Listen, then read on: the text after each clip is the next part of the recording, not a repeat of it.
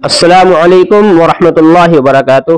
محترم ناظرین، میں آپ کو جمعے کی نماز کے بارے میں کچھ مخصوص باتیں بتاؤں گا، انشاءاللہ آپ کو فائدہ ہوگا۔ امید ہے آپ حضرات خیر و عافیت سے ہوں گے۔ آپ حضرات سے ایک چھوٹی سی گزارش ہے، ویڈیو شروع کرنے سے پہلے اگر آپ نے چینل ہمارا سبسکرائب نہیں کیا ہے تو برائے مہربانی ہمارے چینل کو سبسکرائب کریں، اور فیس بک پر اگر آپ دیکھ رہے ہیں تو فالو کریں، اور بیل آئیکن ضرور دبائیں تاکہ ہر ویڈیو آپ تک وقت تک پہنچ سکے۔ تو چلیے سبق شروع کرتے ہیں۔ جمعے کی نماز کا وقت وہی ہے جو ظہر کی نماز کا وقت ہے، البتہ صرف تھوڑا سا رکعتوں کا فرق ہے۔ دیکھیے، جمعے کی نماز میں 4 سنتیں ہم پڑھتے ہیں مسجد میں پہنچنے کے بعد۔ 4 سنتیں پڑھنے کے بعد پھر ہم امام کے ساتھ امام صاحب خطبہ دیتے ہیں، اس کے بعد 2 رکعت نماز فرض پڑھاتے ہیں جماعت کے ساتھ، اس کے بعد میں پھر ہم 4 سنت پڑھتے ہیں، اس کے بعد میں ہم پھر 2 سنت پڑھتے ہیں، پھر اس کے بعد میں 2 نفل پڑھتے ہیں۔ تو یہ ٹوٹل 14 رکعت ہوتی ہیں۔ جمعے کے 2 فرض سے پہلے کی 4 سنتیں ہیں، یہ سنت موقدہ ہیں۔ اسی طرح فرض کے بعد کی جو 4 سنت اور 2 سنتیں ہیں وہ بھی سنت موقدہ ہیں، اس کے بعد 2 نفل ہیں۔ اس کے علاوہ جمعے کے دن اگر ہم مسجد میں گئے اور مسجد میں جانے کے بعد سنتوں کا اگر وقت ہے تو پہلے ہم کو سنتیں پڑھنی چاہیے، اس کے بعد بیٹھنا چاہیے۔ اگر ہم پہنچنے کے بعد سنتیں پڑھیں گے پہنچتے ہی تو ہم کو دوہرا ثواب ہوگا۔ ایک ثواب تحیت المسجد کا ہوگا اور دوسرا ثواب ہم کو سنتیں پڑھنے کا ہوگا۔ اسی طریقے سے اگر ہم نے وضو کیا ہے، وضو کے بعد میں پھر ہم مسجد پہنچے ہیں یا وہیں جا کر وضو کیا ہے تو ہم کو 3 ثواب ہوں گے، پھر بشرطے کہ اس میں ہم تینوں کی نیت کر لیں۔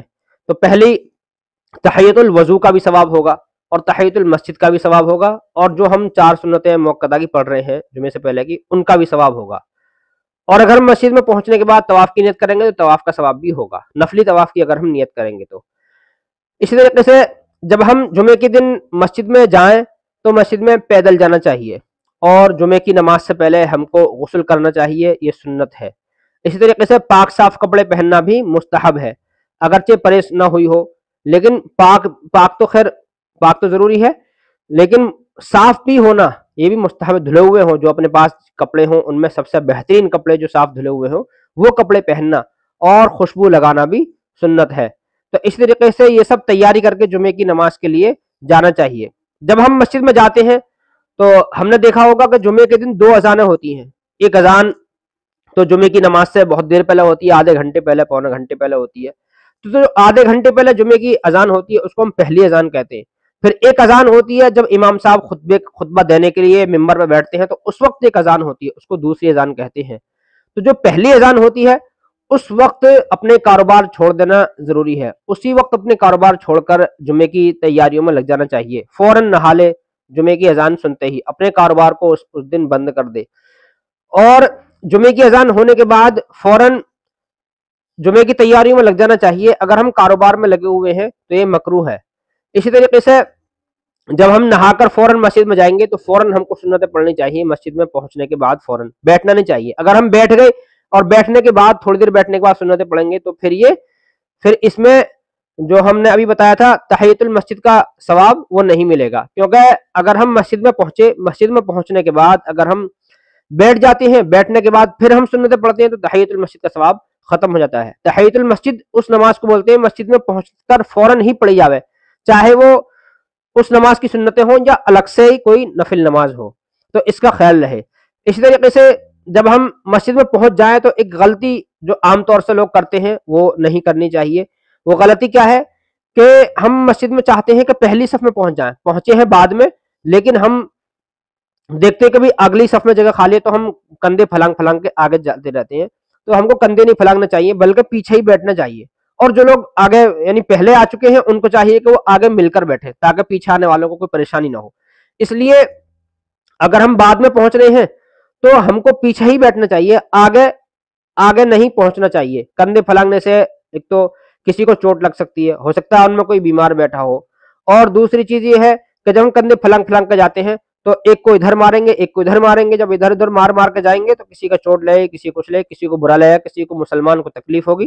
یہ صحیح نہیں ہے, مسلمان کو تکلیف دینا صحیح نہیں ہے, بلکہ پیچھے ہی بیٹھے. اور اسلامی یہ طریقہ بھی ہے کہ جو بعد میں آیا ہے تو بعد میں بیٹھے, جو پہلا آیا ہے وہ آگے بیٹھے گا. یہ اسلامی ایک طریقہ ہے. جو ہم اسلامی طریقے کے خلاف کام کرتے ہیں یہ صحیح نہیں ہے. اسی طریقے سے جمعے کے دن ہم ایک غلطی کرتے ہیں کہ بہت سے حضرات جب آتے ہیں, جب دوسری اذان ہو جاتی ہے اور امام صاحب خطبہ دینا شروع کر دیتے ہیں یا خطبہ دینے کے لیے آتے ہیں, تو ہم سمجھتے ہیں کہ 5 منٹ میں 7 منٹ میں خطبہ ہوگا, اتنے ہم سنتیں پڑھ لیتے ہیں. یہ غلط ہے. یعنی سنتوں کا جو وقت ہے وہ امام صاحب کے آنے سے پہلے پہلے تک ہے, یعنی دوسری جو اذان ہوتی ہے اس اذان کے شروع ہونے سے پہلے پہلے تک ہے. اگر اذان شروع ہو گئی تب بھی ہم سنتوں کے لیے کھڑے نہیں ہو سکتے. اذان شروع ہونے سے بھی پہلے پہلے تک سنتیں ہیں. اگر پہلے سے پڑھ رہے تھے اور ہماری کچھ رہ گئی تھی, تحیات رہ گئی یا ایک رکعت رہ گئی, تو ہم اس کو پھر پوری کر لیں, اس کو بیچ میں نیت نہ توڑیں, اس کو پوری کر لیں, لیکن نئی نیت نہیں مان سکتے.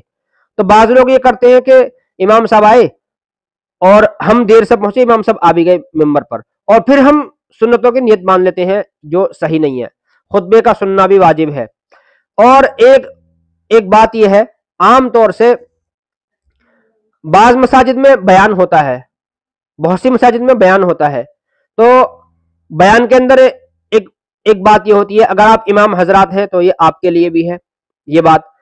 تو بیان کے اندر کیا ہوتا ہے کہ امام صاحب بیان کر رہے ہیں اور مائک بھی چل رہا ہے, اندر کا مائک بھی چل رہا ہے, باہر کا مائک بھی چل رہا ہے, یعنی باہر کے دلان کا بھی چل رہا ہے, اندر کا بھی چل رہا ہے, اور لوگ سنتیں پڑھ رہے ہیں. اب لوگ ڈسٹرب ہو رہے ہیں, تو اور ان کا نماز کے اندر بھی دھیان بٹ رہا ہے.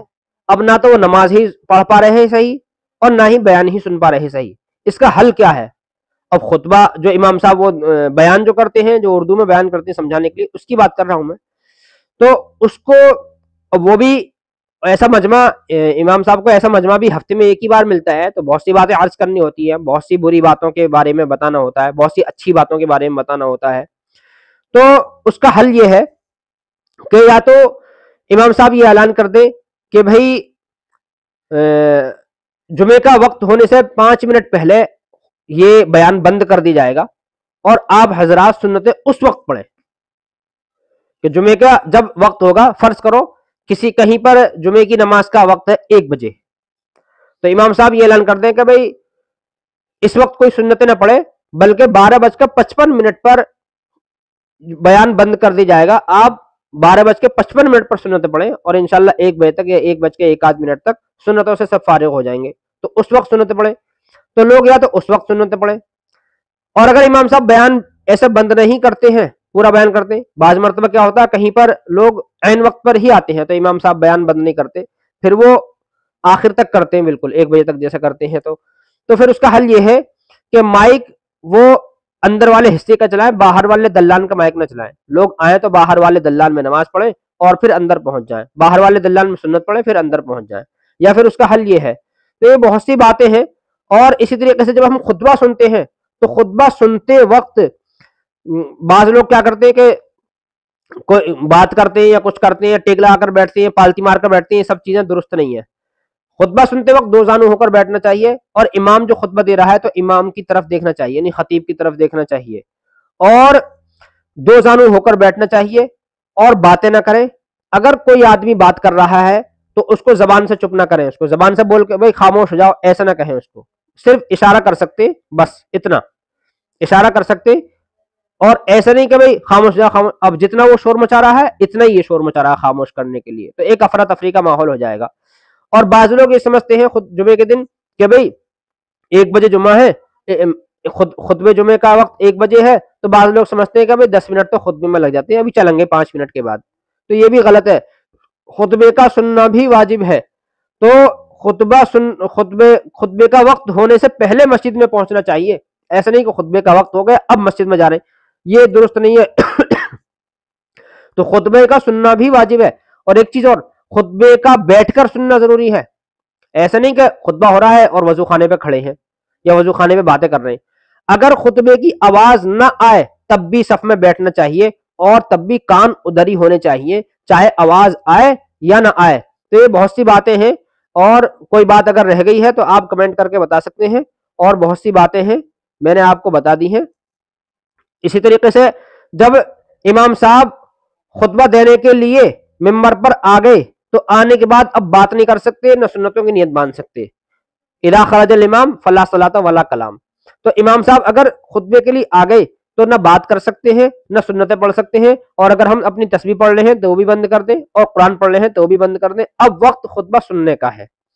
اسی طریقے سے ایک غلطی یہ کرتے ہیں، آخر میں ایک عرض کر دوں کہ دو فرض پڑھنے کے بعد جمعے کے دن 2 فرض جیسے ہی امام صاحب کے ساتھ پڑھے اور آدھے لوگ غائب ہو جاتے ہیں اور وہ کہیں سنت نہیں پڑھتے، الا ماشاء اللہ کوئی گھر میں سنت پڑھتا ہو، لیکن دیکھا گیا ہے کہ سنت کہیں نہیں پڑھتے۔ پہلے یہ ہوتا تھا کہ بھئی ایک فلاں مسجد ہے چھوٹی سی، اس میں جمعہ نہیں ہوا ہے تو کہتے تھے کہ ہم اس میں جمعہ پڑھیں گے، لیکن اب جب سے لاک ڈاؤن ہوا ہے تو عام طور سے ہر مسجد میں جمعہ ہو رہا ہے، اور جن میں مجبوری میں شروع کیا گیا تھا بھیڑ کی وجہ سے ان میں بھی جمعہ بند نہیں ہوا بلکہ ہو ہی رہا ہے۔ تو اب کوئی مسجد ایسی نہیں ہے جس میں جمعہ نہیں ہو رہا ہو شہروں کے اندر، تو مسجد سے نکل جاتے ہیں کبھی ہم گھر پڑھیں گے فلاں مسجد پڑھیں گے، کہیں کوئی سنت نہیں پڑھتا، الا ماشاءاللہ کوئی ایک آدھ آدمی آدمی کوئی سنت پڑھتا ہوگا۔ جو مسجد سے نکل گیا وہ کسی سے بات کرنے میں کھڑا ہو جائے گا، کہیں کوئی ٹاپک چھڑ جائے گا، کوئی سیاسی بات چھڑ جائے گی اس کے اندر لگ جائے گا، تو انہی فالتو باتوں میں وقت گزر جاتا ہے، اور پھر کاروبار کا وقت ہو جاتا ہے، کاروبار پہ چلے جاتے ہیں، سنت نہیں پڑھتے۔ تو اس لیے مسجد سے نکلنے سے پہلے سنتیں پڑھ کر نکلنا چاہیے، پتہ نہیں باہر کیا ضرورت پیش آ جائے۔ تو اس لیے مسجد سے جب ہم نکلے تو مسجد سے نکلنے سے پہلے سنتیں پڑھنی چاہیے، ساری سنتیں اور نفلیں پڑھ کے اور دعا مانگ کے جب مسجد سے نکلے اور پھر سیدھا گھر کو آئے۔ اور ایک چیز اور، جمعے کے دن سورہ کہف پڑھنی چاہیے۔ اگر کوئی آدمی سورہ کہف پڑھے گا تو سورہ کہف کی تلاوت اگر کرے گا جمعے کی نماز سے پہلے کر لے، جمعے کی نماز کے بعد کر لے، لیکن جمعے کی نماز سے پہلے کر لے تو زیادہ بہتر ہے، بعد میں پتہ نہیں کیا موقع رہے نہ رہے، اور تو وہ آدمی اس جمعے سے اگلے جمعے تک ہر فتنے سے محفوظ رہے گا۔ اگر اس درمیان میں دجال بھی نکل آیا تو یہ اس کے فتنے سے بھی محفوظ رہے گا۔ بتاؤ کون نہیں چاہتا کہ دجال کے فتنے سے محفوظ رہیں؟ تو ہر مسلمان چاہتا ہے کہ ہم دجال کے فتنے سے محفوظ رہیں اور ہر فتنے سے محفوظ رہیں، ہر پریشانی سے محفوظ رہیں۔ تو اس لیے اگر کوئی آدمی جمعے کے دن پڑھتا ہے سورہ کہف تو وہ اگلے جمعے تک ہر فتنے سے محفوظ رہے گا۔ میں انشاءاللہ اس ویڈیو کے نیچے ڈسکرپشن میں سورہ کہف کا لنک میں ڈال دوں گا، جس میں نے تلاوت کر رکھی ہے، آپ وہاں سے اس کے بارے میں دیکھ سکتے ہیں، اس کی تلاوت سن سکتے ہیں۔ تو فقط والسلام علیکم ورحمۃ اللہ۔